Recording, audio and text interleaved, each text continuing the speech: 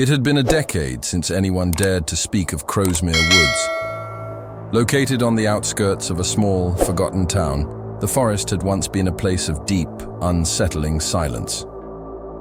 The locals always said it was haunted, but no one had been able to explain why. Yet, some of the bravest souls from nearby towns had ventured into its dark embrace, seeking the truth. None returned. The most recent to disappear was a young man named Randy, who was determined to solve the mystery once and for all. Randy wasn't like the others. He wasn't afraid of the whispers of the town's elders or the ominous warnings etched into the sides of old barns. He felt as though he had been called by the woods, as though something deep inside him knew the secrets it held. One evening, he packed a bag with essentials, grabbed his flashlight, and made his way toward the trees. As Randy crossed the boundary into the forest, he felt a strange shift in the air. The breeze, which had been gentle when he first left his home, now turned cold and biting, carrying with it a faint, musty smell of decay. The trees loomed overhead like silent sentinels, their bark twisted and gnarled, as if they had long ago forgotten the shape of their former selves. He pressed on, his heart pounding in his chest. The further he ventured, the darker the forest grew. By the time he could no longer see the outline of the town through the trees, Randy felt a heavy, suffocating silence press down on him. He turned on his flashlight, the beam cutting through the blackness ahead. His feet crunched on the dry leaves as he moved deeper into the woods, following a path he had heard about in local legends. It was said to lead to the hollow, the heart of Crowsmere Woods, where the forest's terrible secret lay hidden. An hour passed. The air grew thicker, and the shadows seemed to move of their own accord, creeping along the edges of his vision. Strange shapes flitted just out of reach of the flashlight's beam. Every snap of a twig made his pulse race. He tried to steady himself, but the weight of the woods, the oppressive sense of something watching, gnawed at him. Then he heard it, a faint whispering coming from behind him. It was indistinct at first, the rustling of leaves, the soft hum of something not quite human. He spun around, the beam of his flashlight dancing across the trees. Nothing. He took a shaky breath, trying to convince himself it was just the wind. But it came again, louder this time. Words he couldn't quite make out, but with an unmistakable edge of malice. "Randy, come closer." The voice was raspy, as if it had been calling for centuries. Randy froze. His instincts screamed at him to run, but something kept him rooted to the spot. The voice wasn't just a whisper. It was beckoning him, calling his name with a familiarity that sent a chill down his spine. He felt drawn to it, unable to resist. Slowly, he turned, following the sound through the trees. The hollow was just ahead. The trees parted, revealing a clearing bathed in an unnatural pale light. At the center was a massive, ancient oak, its roots twisted into grotesque shapes, and hanging from the branches were remnants of what looked like old clothing, tattered coats, shoes, and hats. Some of them torn as if by claws, others stained with what Randy hoped was just mud. But there was something wrong about the scene, something primal, as if the forest itself was feeding on the remains of those who had ventured too far. Randy's heart raced, and for the first time, he realized how far he had fallen into the woods. The very air around him seemed to hum with malevolent energy. It was then he noticed something even more disturbing. At the base of the tree, half buried in the earth, was a stone slab. Covered in moss and etched with strange symbols, it seemed out of place, as if it were not just a relic of the forest, but something far older, something more sinister. Suddenly, the whispers were louder. The wind picked up, howling through the trees, and Randy felt a cold hand brush against the back of his neck. He spun around, his flashlight swinging wildly, but no one was there. Panic surged through him, but before he could react, the voice again. Closer now, almost directly behind him. "Randy, you've come. Now, it begins." He turned to face the oak once more, only to see something emerging from the shadows. At first, it was just a figure, faint and distorted. But as it stepped closer, Randy could see its form. It was not human. It was something twisted, its limbs elongated, its body draped in tattered robes that seemed to shift with the wind. Its eyes were black, hollow pits, reflecting nothing, yet somehow staring right into his soul. The creature whispered, but its voice was now clear, resonating through his mind. "You should have never come.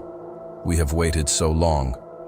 Randy tried to back away, his legs refusing to obey him. His flashlight flickered and died, plunging him into darkness. The coldness intensified, and he could feel the presence of others, their eyes on him from every direction, emerging from the trees like ghosts. His mind screamed for him to escape, but his body refused to move. The whispers surrounded him, growing louder, more insistent, until they reached a deafening crescendo. And then, just as suddenly, they stopped. The creature in front of him spoke once more, its voice a terrible blend of pain and hunger. "You are not the first, Randy, and you won't be the last." With that, the creature lunged, its sharp claws slashing through the air. Randy tried to scream, but his voice was swallowed by the void. His vision blurred, and the last thing he saw was the face of the creature, inches from his own, its eyes empty and endless. Days later, the townsfolk found Randy's body, half buried beneath the old oak. His expression was frozen in terror, his eyes wide open, as if seeing something no human should ever witness. And from that day on, the whispers of Crowsmere Woods became even louder, for the forest had claimed yet another soul, and it was waiting for the next. It had been a few weeks since Randy's disappearance, and yet Crowsmere Woods seemed to hold on to its eerie silence as if nothing had changed. The townspeople had whispered among themselves, remembering the last time someone ventured into the forest and never returned. Randy's family had left soon after, their house now abandoned, and the town resumed its quiet, unremarkable life. But the air in the town had shifted, and the forest seemed to grow darker, as if it had tasted something it craved, and was now restless for more. As the days turned into weeks, the woods did not let go of its secrets. But the story didn't end with Randy. One evening, a newcomer arrived in the town of Crowsmere. Lila was a historian from a nearby city, drawn to the stories surrounding the infamous woods. She had heard of the strange disappearances, the unsettling rumors, and the whispered warnings that kept travelers far from the forest's edge. Lila was not afraid of old wives' tales. She was a scholar, trained to seek out truths buried in the past, no matter how dark or forbidden. The locals warned her, of course. They begged her to turn back, to stay away from Crowsmere Woods. But Lila's curiosity proved stronger than their warnings. She set out one crisp autumn afternoon, armed with nothing but a notebook and her trusty camera. The sun was low in the sky, casting long shadows across the town as she walked toward the forest. The crisp leaves crunched underfoot as she crossed the threshold of the woods, the same path Randy had taken not long before. The silence in the trees seemed almost alive, pressing in on her from all sides. But Lila was unfazed. The rumors were just that, rumors. She would get to the heart of it, find the truth, and return with answers. The deeper she ventured, the more the trees began to close in around her, their twisted limbs reaching out like skeletal arms, yearning for her. The air grew colder, thicker. The forest seemed to be alive with an unnatural hum, vibrating beneath the earth as though it were pulsing with energy. Lila's steps became slower, her senses more alert. Every creak and rustle made her heart race, but she pressed on, determined. Then, as she came upon the clearing, she noticed the marks. Drawn hastily in the dirt were strange symbols, ancient, cryptic patterns that she recognized from the old books in her library. Books that told stories of rites and rituals that had long since been forgotten. They spoke of a primal evil that had once roamed the earth, and how it had been imprisoned in the depths of forests like this one. The creatures, the ones that the elders had whispered about, were said to be the servants of that evil, sent to guard its prison and ensure that none would free it. Lila crouched down, her eyes scanning the markings with fascination. She could feel something in the air, a tension that was almost unbearable. And then, out of the corner of her eye, she saw it. A figure, just at the edge of her vision. It was a man, or at least it appeared to be, standing in the shadows near the twisted oak at the center of the clearing. His posture was unnaturally rigid, his head cocked to one side. He was motionless, staring into the distance, his eyes dark and hollow. Lila blinked, and in that brief moment, the figure was gone. She stood up quickly, heart racing, but there was no one there. Just the hollow echo of wind through the branches. Her instincts screamed at her to leave, to run back to the town and never look back, but something deep inside her refused to leave. She had come too far, seen too much. She knew that she couldn't turn back now. Lila took out her camera, her hands shaking, and snapped a photo of the ancient oak tree. She needed proof. Proof of the curse that had kept Crowsmere Woods in its grip for centuries. But as soon as the camera's flash went off, the air shifted. A sound, a horrible guttural screech, filled the clearing. The branches above her twisted and cracked, and from the darkness, something stirred. It wasn't the figure of a man. No, this was something else entirely, something much older. Its form was enormous, its skin a patchwork of bark and rotting flesh, a grotesque mockery of life. Its eyes, black and endless, bore down on her as though they could see into her very soul. Lila froze, her body unwilling to obey her frantic mind. The creature, its long, thin arms reaching out from its bark-covered body, moved toward her, the ground trembling beneath its weight. "Why do you seek what should remain hidden?" The creature growled in a voice that was both terrifying and ancient. It was as if the forest itself was speaking through it, the very trees and earth murmuring in unison. Lila's heart pounded as she stepped backward, her breath shallow. Her mind screamed to run, but her feet were rooted to the ground.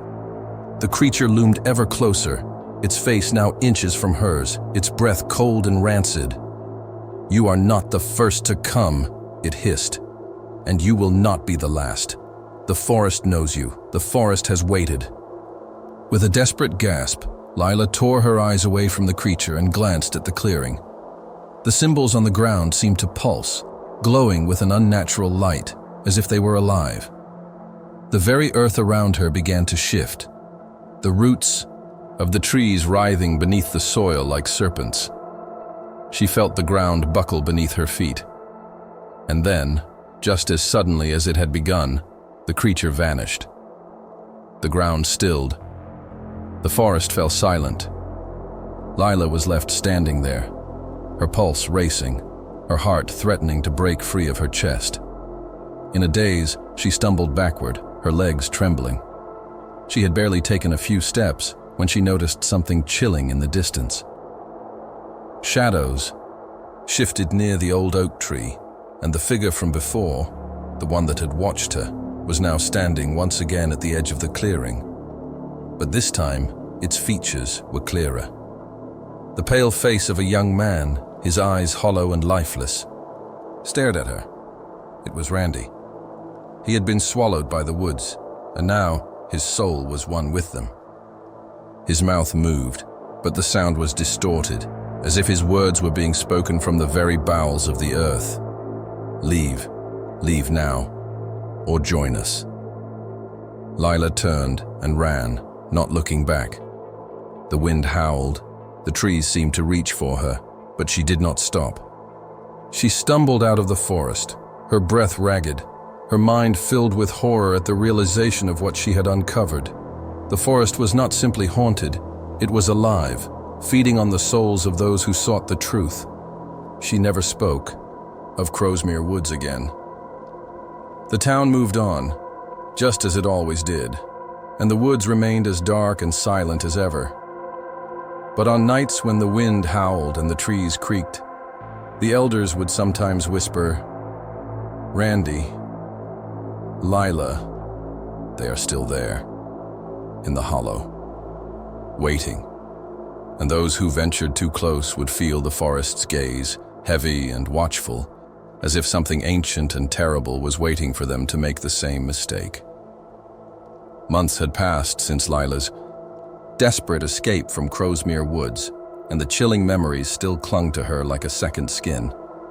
She tried to return to her normal life, lecturing at the university, working on her research, but the forest's grip was unshakable. The images of Randy, his hollow eyes watching her, haunted her every time she closed her eyes. The whispered warnings of the townsfolk echoed in her mind, a constant reminder of the evil she had uncovered. It was not long before Lila could no longer ignore the pull of the woods. Despite the terror it brought, despite the knowledge of the horrors that lurked in its depths, she couldn't shake the feeling that the answers were still out there. What was the true origin of Crowsmere Woods? What was the creature that called? Itself the forest's guardian, and why did it hunger for souls? It was then that she received a letter. The envelope was old, yellowed with age, and it smelled faintly of moss and mildew. The address was written in a handwriting she didn't recognize, but it carried an unmistakable familiarity. It was postmarked, "From the town of Crowsmere." Inside was a single, hastily scrawled note. "You were right to leave, but you haven't finished what you started. There are still more secrets buried beneath the hollow. If you want to survive, you need to return. Before it comes for you, no signature, no other explanation." For days, Lila debated with herself. She had sworn to never return, to put Crowsmere Woods behind her and forget the horrors that had unfolded. But the note was a call she could not ignore, one that pulled at her with the same sinister force she had felt when she first crossed into the forest. With a heart full of dread and a mind filled with uncertainty, Lila packed her bags once more. This time, she wasn't just looking for answers. She was looking for a way to end the curse that had consumed so many before her. It was the only way she would ever feel free. When Lila arrived at the edge of Crowsmere Woods, the sky was already darkening. The sun seemed reluctant to set, as if the forest itself was trying to keep her away. She stood there for a long moment, staring into the gloom of the trees, the place that had nearly destroyed her. The feeling of being watched, the same suffocating sense of dread that had gripped her on her first visit, returned with a vengeance. But she was determined. She had to go in. She had to understand. As she stepped across the threshold, the air felt different this time, darker, thicker, as though the forest knew she was back, and it was waiting for her. The silence was absolute. There was no rustling of leaves, no distant animal cries, just an unnerving stillness that pressed down on her chest. Lila pushed on, following the same path she had taken months earlier, the same path that led to the hollow. The trees seemed to close in around her, their twisted branches like skeletal fingers trying to grasp at her, pulling her deeper into the forest's heart. Her flashlight flickered, casting fleeting shadows that seemed to dance just out of sight. The whispering began again, faint at first, like the murmur of voices carried on the wind. "Come closer, Lila. We've been waiting for you." The voice was familiar, but this time, it wasn't just one voice. It was many, overlapping, and blending into an awful chorus of whispers. Lila gritted her teeth and forced herself forward. She couldn't stop now. She had to find the answers.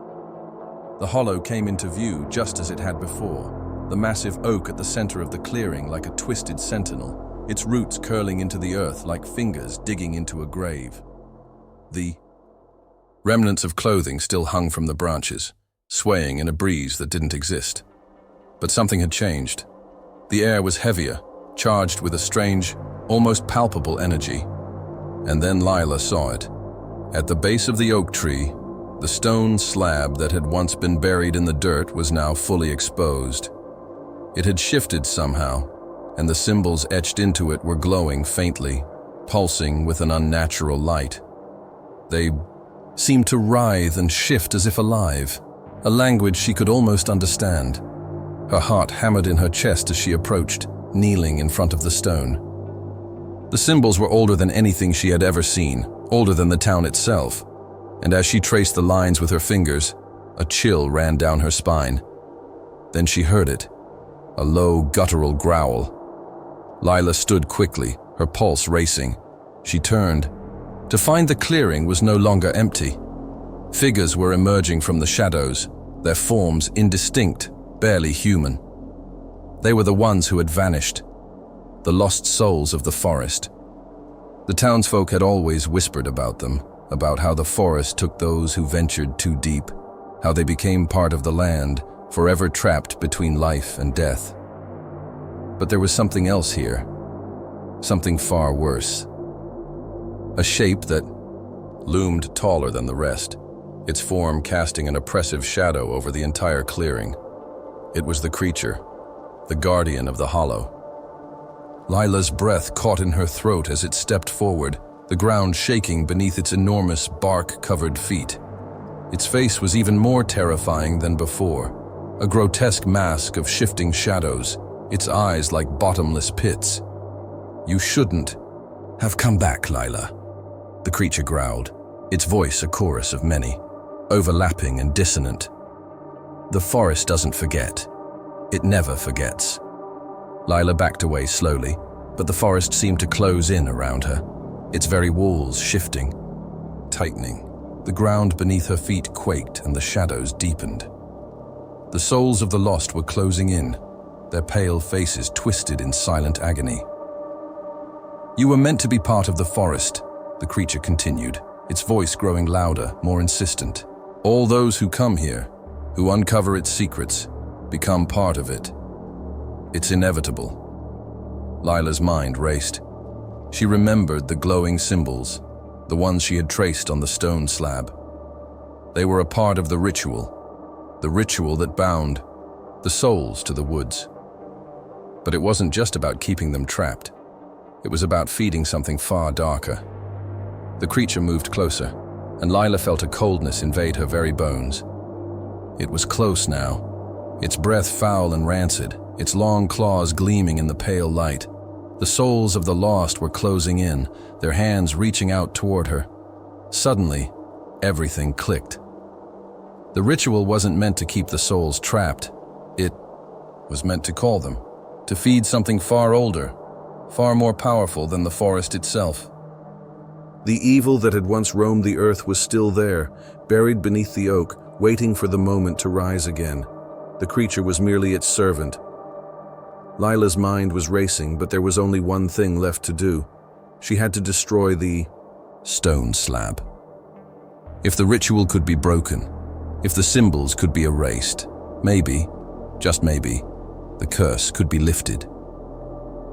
With all the strength she could muster, Lila rushed forward, ignoring the terrible, paralyzing fear that clawed at her. She grabbed a loose branch from the ground and smashed it against the slab, striking the glowing symbols.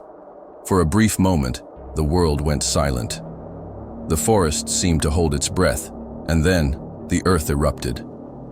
The creature howled in rage as the stone slab shattered, the glowing symbols crumbling into dust.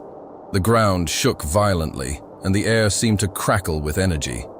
The souls of the lost screamed in agony, their forms writhing and twisting as they were pulled back into the depths of the earth. The hollow began to collapse, the trees groaning as if in pain. Lila stumbled backward, her legs weak, but she didn't stop. She had done it. The forest was collapsing. As the last remnants of the hollow fell away, the creature's roar echoed through the trees one final time, then was gone. Lila turned, her heart pounding, and fled from the forest, not stopping until she reached the safety of the town. The woods were silent behind her, but she knew, deep down, that the evil within them would never truly be gone. For as long as Crowsmere Woods stood, there would always be something waiting for the next soul foolish enough to uncover its secrets, and it would wait forever.